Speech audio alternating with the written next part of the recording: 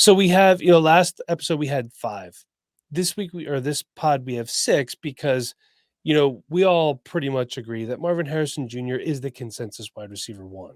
Yeah. And, poor Malik Nabers would probably be the wide receiver 1 in a lot of other classes. But hey, he has the misfortune of coming out in this class. So it's Marvin Harrison Jr.'s time to shine. This dude could play some ball. Yeah. Nate? Marvin Harrison athletically is already an elite talent. And then you add in the fact that, hey, he learned how to play wide receiver from a Hall of Fame wide receiver who was his dad. You can see that on the film. Marvin Harrison, the reason that everyone talks about him as the consensus 1 and already a generational prospect is because he plays the game as a pro wide receiver would play the game. He does the little nuances of the game, his footwork, the way he uses the sideline to his advantage to set up defenders, how he stacks the cornerback when he's making plays down the field.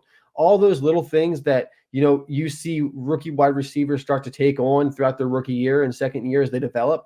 Marvin Harrison already has a lot of those things. He is so pro ready. He is athletically gifted. He has already made some incredible plays. He has been the best wide receiver overall in college football the past 2 years.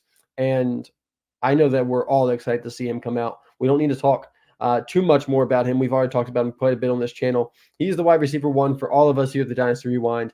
And we're just excited that we have him plus all this other talent in this class, Mike. The one thing I will just add to that is he plays the game differently than his father did. Watch some Marvin Harrison Sr. highlights.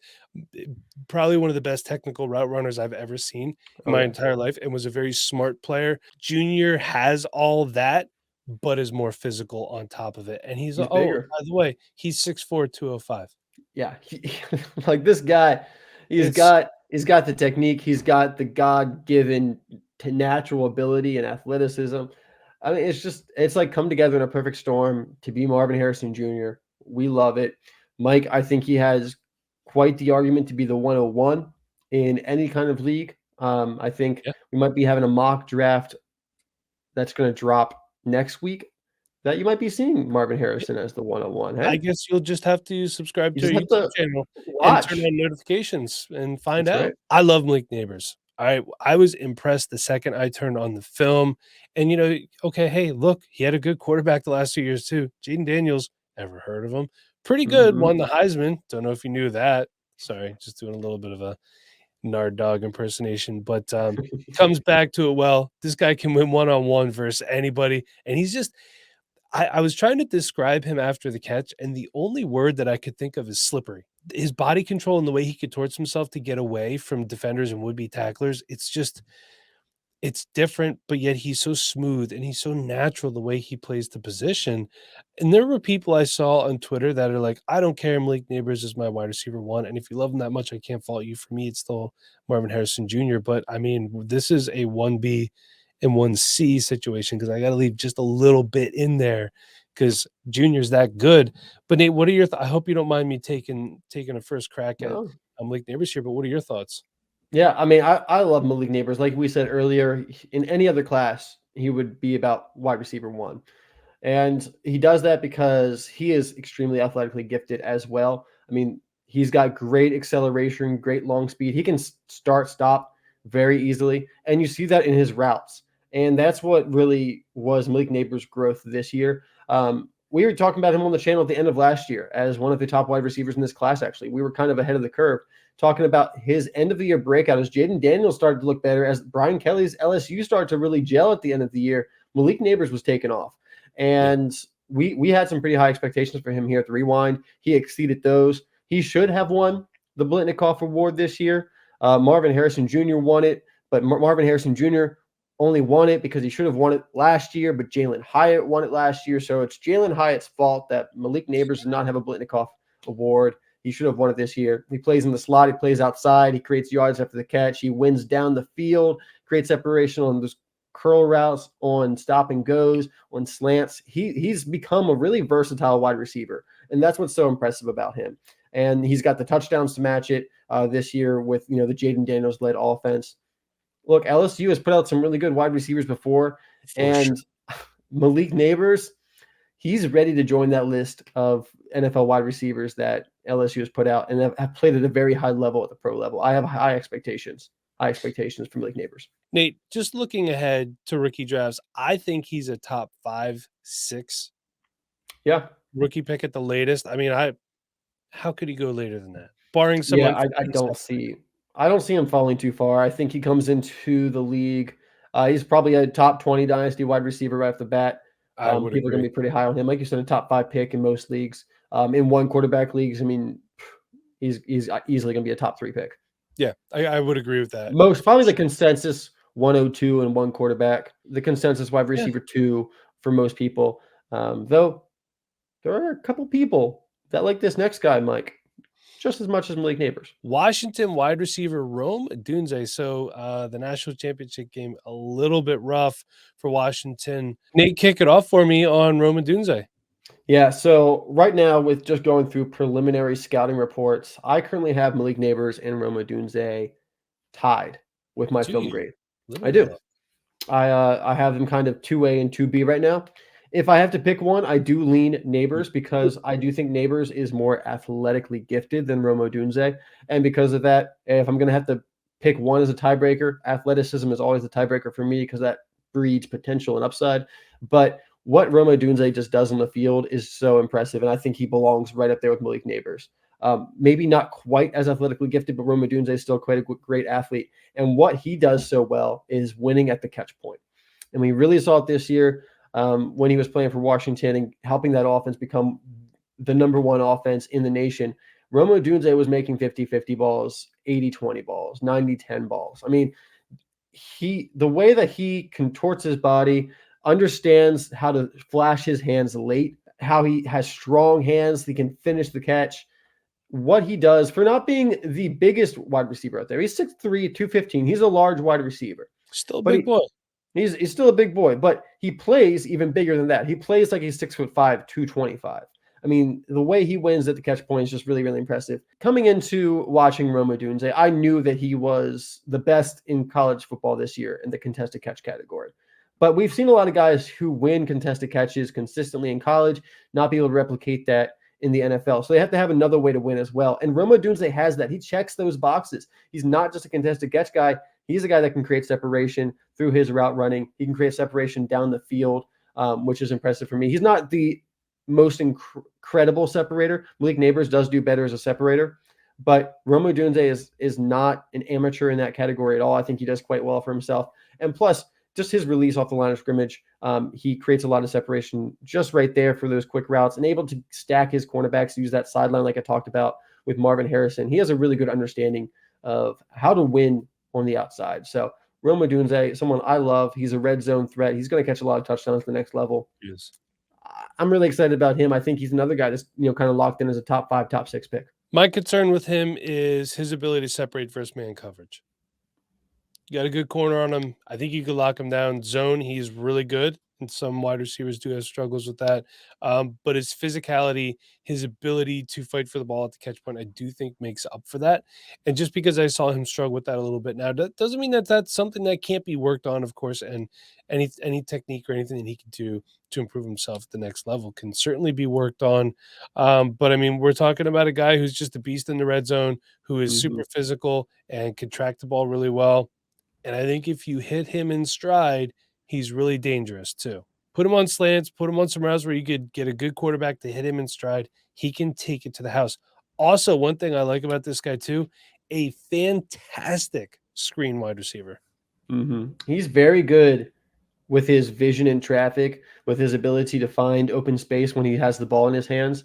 And that's another thing you don't usually see out of 6'3", 215-pound wide receivers who win contested catches. They don't usually have yak ability as well. And Rome Odunze has that. We saw it earlier this year as well with a punt return touchdown that he had. I love that kind of versatility. Where do you think he's getting drafted, Nate? Top 15. Top 15 in the first round in the NFL draft. I think, like we said, top 5, top 6 pick in your rookie drafts. Right around Nabers. Right around there. I think, like I said, I think Nabers is going to be a consensus wide receiver 2 for most people. Rome's going to be the very solid consensus wide receiver 3, and then there's a conversation after that where the board gets a little bit more open. Nate, you had mentioned that LSU knows how to put out wide receivers. They do. They certainly do. Now, you want to talk about tall and lanky. Let's talk about LSU wide receiver Brian Thomas Jr. What do you got for me, Nate?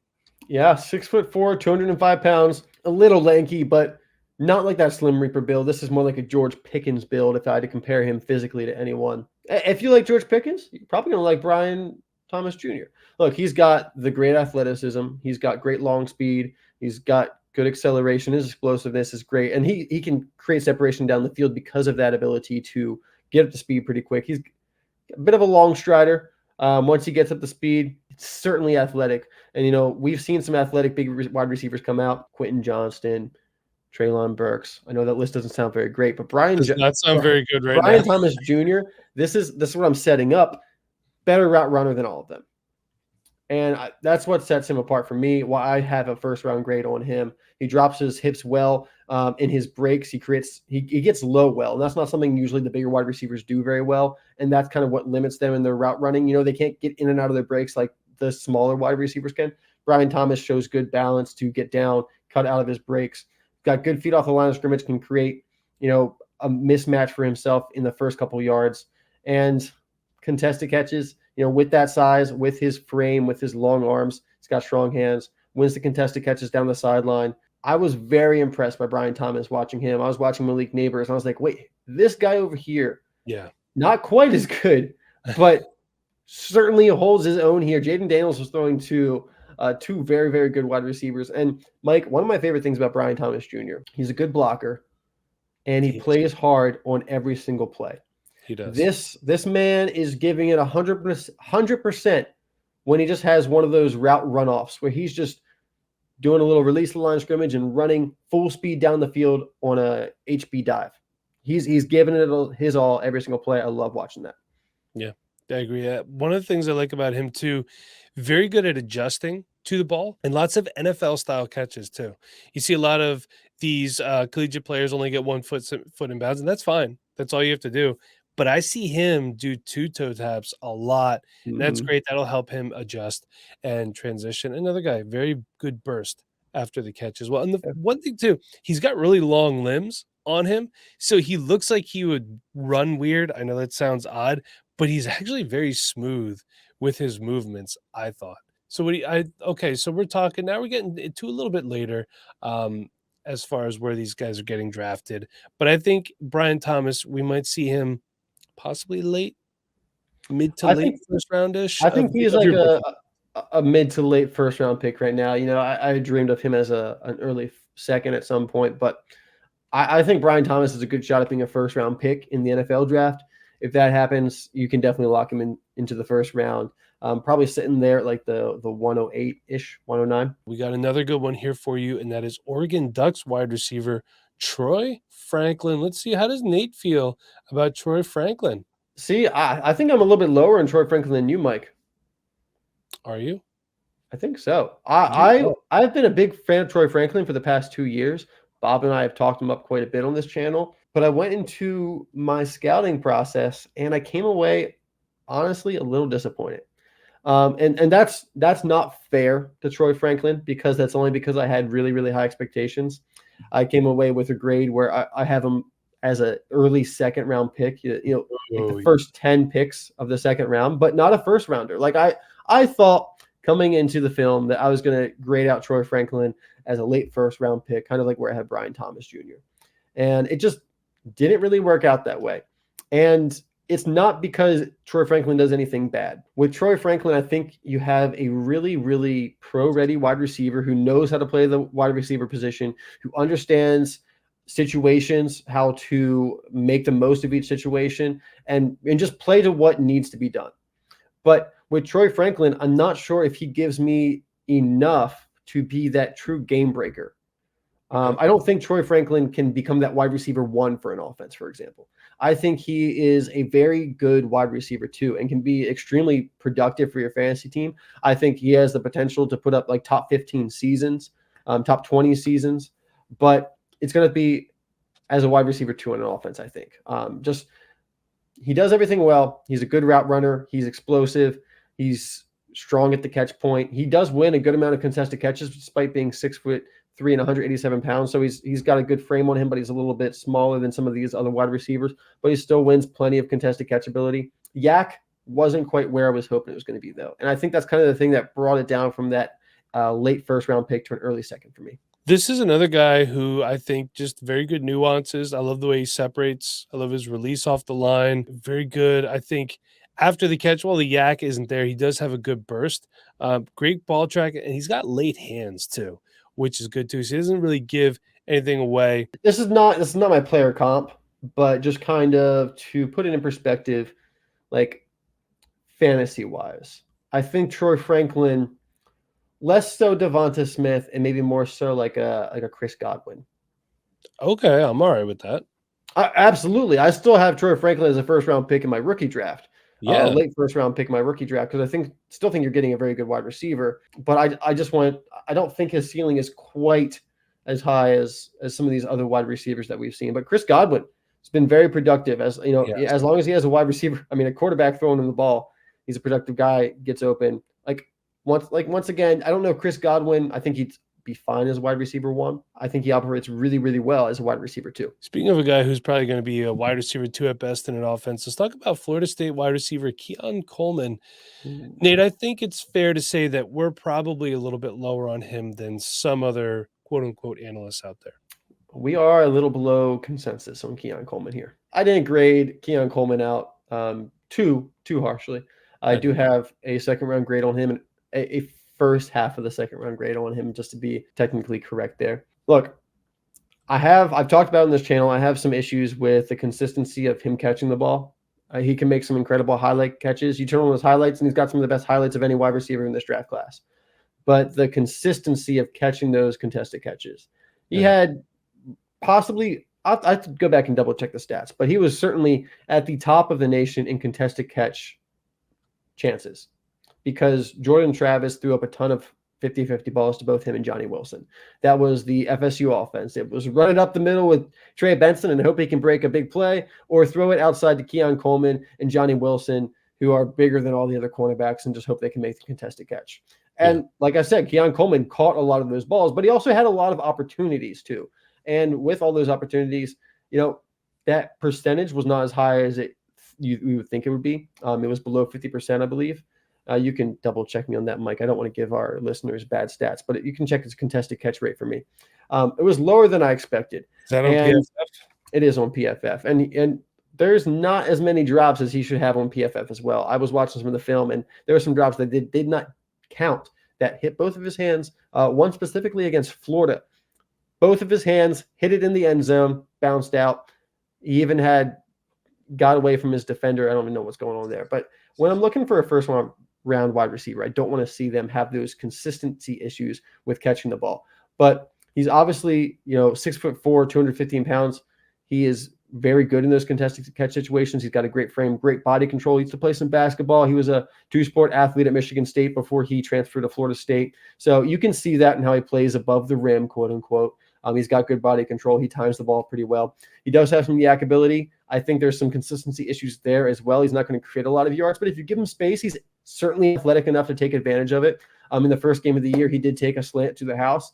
I didn't do that a lot the rest of the year, though. I think you got to, really got to put him in a position where he has yards to gain. He's not going to create a lot himself, but he does have some versatility. Had a big punt return against Syracuse this year. So it's in between for me with Keon Coleman. I got a lot of question marks about him. I don't have questions about his ability to catch the ball.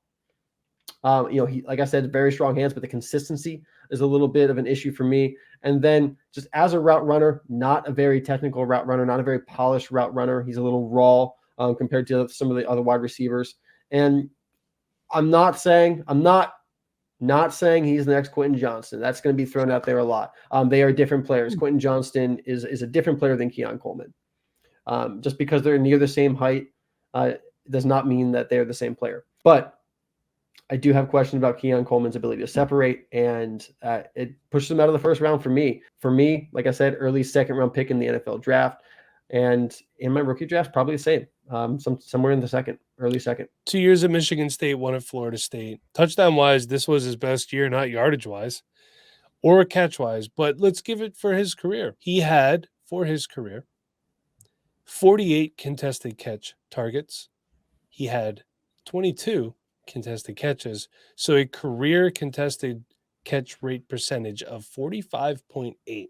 He'll catch a 50-50 ball. Solid, He'll catch honestly, a 45.8% ball. That's solid. That's not bad at all. That is solid. That's good, I would say. But only 5 career drops though, which I didn't think his hands were. There's plenty more if you A watch lot the of film. body catches, I thought too.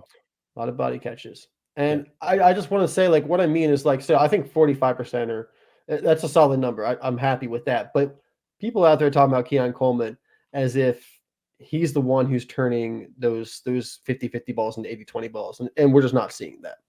He's good at it, but he's not as consistent as I think a lot of people think he is. So I think he's probably going to be like a second-round rookie draft pick.